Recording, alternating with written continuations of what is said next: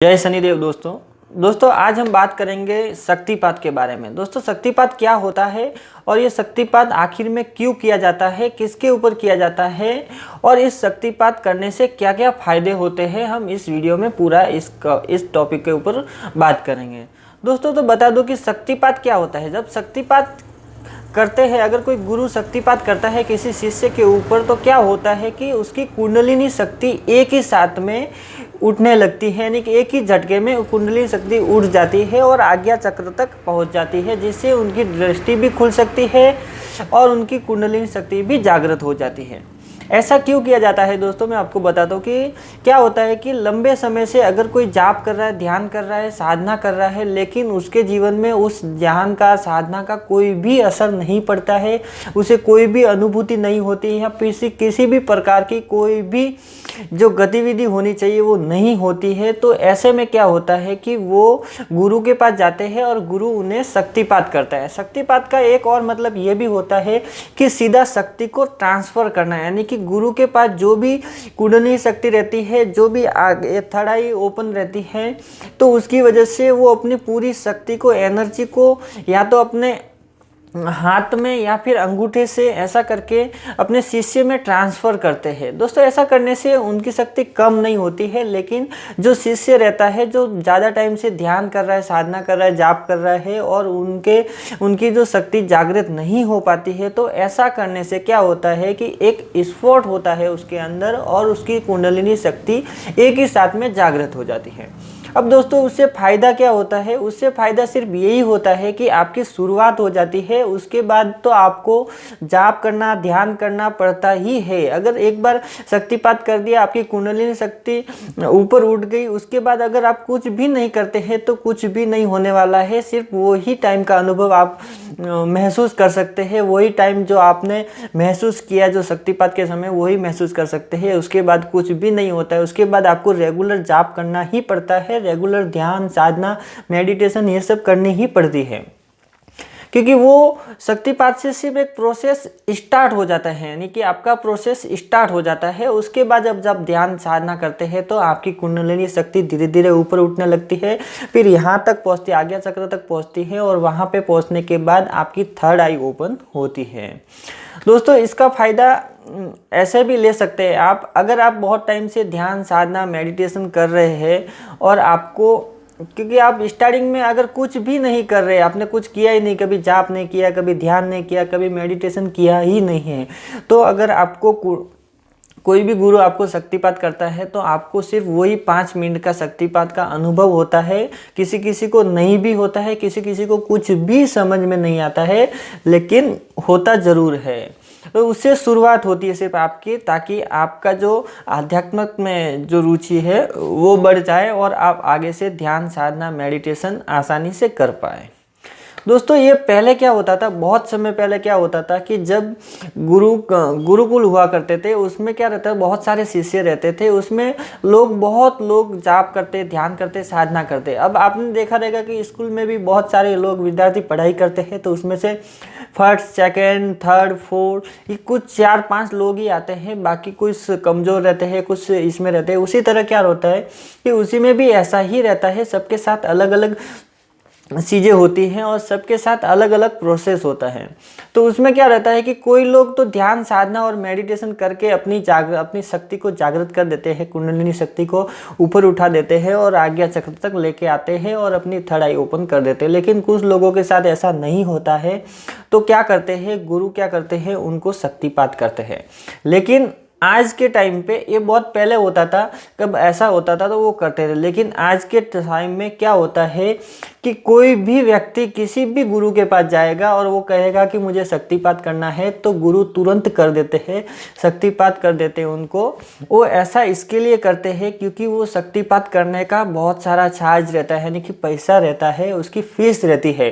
किसी का 5100 रुपये रहता है, किसी का 11,000, किसी का 21,000, ऐसा होता है। तो अब सामने वाला जो भी गुरु है वो ऐसा नहीं देखता है, कुछ भी नहीं देखता सामने कि उसको शक्तिपात करने से फायदा होगा कि नहीं होगा। वो सिर्फ उस फीस यानी कि उस पैसों के लालच में हर किसी को शक्तिपात करता है और वो तुरंत के तुरंत जो अनुभव होते हैं वो उसी में खुश हो जाता है और बाद में धीरे धीरे सारी चीज़ों को भूल जाता है, फिर वापस से ही नॉर्मल लाइफ जीने लगता है।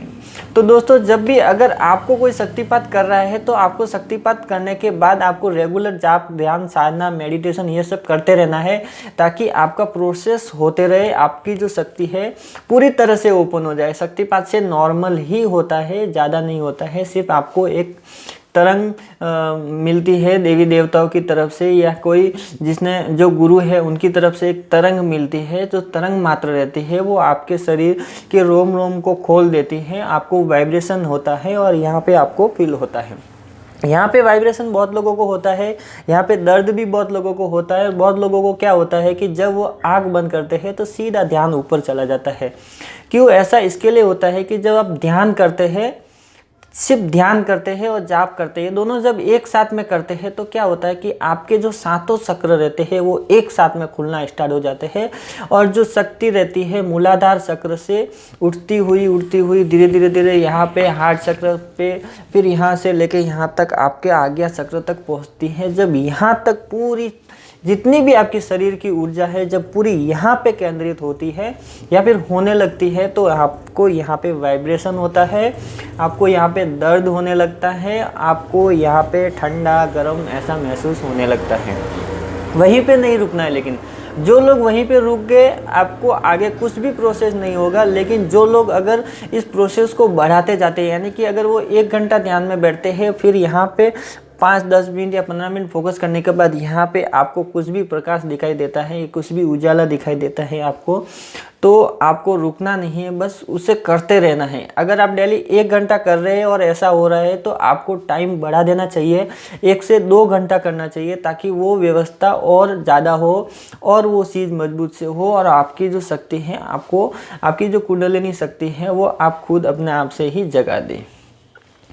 तो अभी के जो गुरु रहते हैं वो सिर्फ पैसा लेके, बहुत सारे गुरु ऐसा रहते हैं जो सिर्फ पैसों के माध्यम से ही सब करते हैं, बिना पैसों का कुछ भी नहीं होता है और कोई भी गुरु नहीं करता है आज की टाइम पे, क्योंकि सब पैसा कमाने के लोभी हो गए हैं। बहुत कम मिलेंगे आपको, बहुत ही कम लोग मिलेंगे आपको जो कि पैसा नहीं लेते हैं, फ्री में इस चीज़ को करते हैं। लेकिन दोस्तों, कुंडलिनी जो शक्तिपात होता है उसका मतलब यही होता है कि आपकी जो कुंडलिनी शक्ति मूलाधार के अंदर ही फंसी रहती है, उसको निकालने के लिए गुरु की आवश्यकता होती है, क्योंकि वो मूलाधार में जब शक्ति पूरी केंद्रित होती है तो मूलाधार चक्र से ऊपर उठने के लिए उसको बहुत ज़्यादा टाइम लगता है। कम से कम आपको 1 साल, 2 साल, 5 साल भी लग सकते हैं। लेकिन जब गुरु आप शक्ति आपके ऊपर ट्रांसफ़र करता है, उनकी शक्ति से आपकी कुंडलिनी शक्ति को सिर्फ एक बूस्ट मिलता है, यानी कि सिर्फ एक धक्का मिलता है। और उसके बाद आपको मान लीजिए कि एक बैलगाड़ी फंस गई है एक खड्डे के अंदर और आप अकेले उसको धक्का दे रहे, नहीं निकल रहे, लेकिन कोई अगर पहलवान आ जाए उसको धक्का दे और उसको बाहर निकाल दे, तो फिर आपको क्या करना है, आपको उसके आगे तो आपको ही मेहनत करनी पड़ेगी। वो सिर्फ एक धक्का देने का काम करते हैं, यानी कि जो गुरु रहते हैं, जो सच्चे गुरु रहते हैं, वो सिर्फ एक बूस्ट देते हैं, आपको एक धक्का देते हैं ताकि आपकी गाड़ी वहाँ से निकल के आगे चले और प्लेन रास्ते पे आ जाए। तो यही कुंडलिनी का मतलब होता है। अब शक्तिपात कौन कर सकता है? शक्तिपात वही कर सकता है जिसकी कुंडलिनी शक्ति जागृत हो, जिसकी थर्ड आई ओपन हो और जिसने अपने इष्ट के दर्शन कर लिए हो, जिसने जिस देवता के लिए जो साधना की थी, ध्यान करते हैं, उन देवता के उनको दर्शन हो चुके हो, उनको आशीर्वाद मिला हो उनकी तरफ से। और जब आपकी दृष्टि खुली हो तो आप आंख बंद करके या फिर अपनी खुली आंखों से भी देखते हैं। आंख बंद करके जब आपको दिखाई देता है 5 मिनट के बाद, जब आप आंख बंद करके बैठते हैं तो आपको 5 या 10 मिनट के बाद कुछ दिखाई देता है, तो समझ लेना चाहिए कि आपकी शुरुआत है। धीरे धीरे ये प्रैक्टिस जब आप करते जाते हैं तो आपको जैसे ही आंख बंद किया तुरंत दिखाई देगा, और ज़्यादा प्रैक्टिस करेंगे तो आपको खुली आंखों से भी सब दिखाई देता है। जो गुरु होता है उनके पीछे उनके देवी देवता आपको दिखाई देते हैं, उनके जो इष्ट रहते हैं उनकी सभी आपको दिखाई देती हैं, तो समझ लेना चाहिए कि वो शक्तिपात कर सकते हैं, वो एक गुरु है। लेकिन दुनिया के अंदर, इस संसार के अंदर अगर कोई भी शक्तिपात आपको करता है और आपसे कोई फीस मांगता है तो समझ लेना चाहिए कि उसके पास ऐसी कोई भी शक्ति नहीं है। क्यों? इसके लिए मैं ऐसा कह रहा हूँ कि जो लोग ध्यान करते हैं, जो लोग मंत्र जाप करते हैं और जो ध्यान में बैठते हैं और मंत्र जाप दोनों साथ में करते हैं, उनके अंदर के सारे विकार नष्ट हो जाते हैं। काम, क्रोध, मोह, लोभ, माया ये सब नष्ट हो जाती है। उनको पैसों का कोई लोभ नहीं होता है। तो दोस्तों जब ऐसा होता है समझ लो कि उसने पूरी भक्ति अपनी की हुई है, इसी प्रकार के उससे लोभ, मोह, माया ये सब खत्म हो चुकी है। अब दोस्तों वो पूरी मोह माया में धंसा हुआ है, वो सिर्फ पैसा कमाने के बारे में सोचता है। तो आपको ये समझना चाहिए कि उसके पास ऐसी कोई भी शक्ति नहीं है, या फिर उसने किसी भी प्रकार की कोई साधना की ही नहीं है, या फिर उसने कोई जाप नहीं किया, ध्यान नहीं किया, मेडिटेशन नहीं किया, कुछ भी नहीं किया। तो बस दोस्तों आज के लिए इतना ही। वीडियो अच्छी लगी तो लाइक कीजिएगा, शेयर कीजिएगा अपने दोस्तों के साथ। अगर आप मेरे चैनल पे नए हैं तो चैनल को सब्सक्राइब जरूर कीजिएगा और साथ ही में बेल आइकन को भी दबा दीजिएगा ताकि आने वाली ऐसी वीडियो की नोटिफिकेशन आपको मिलती रहे। जय शनिदेव।